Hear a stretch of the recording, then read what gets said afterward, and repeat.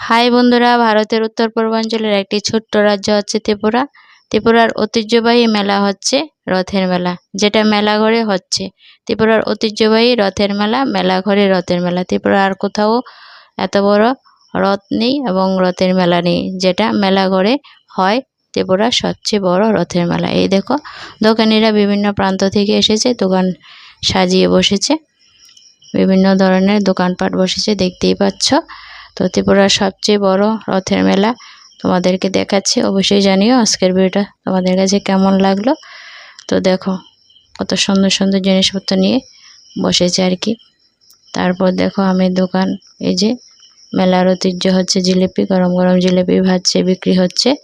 কার কার জিভে জল আছে জিলিপি দেখে। এই যে ছটফটি, বোট, বাদাম সব কিছুই উঠেছে বন্ধুরা। তো চলো, মেলাটা ঘুরে কেমন লাগলো অবশ্যই কমেন্টে জানিয়ে। আজকের মতন টাটা। ত্রিপুরার ঐতিহ্যবাহী মেলাটা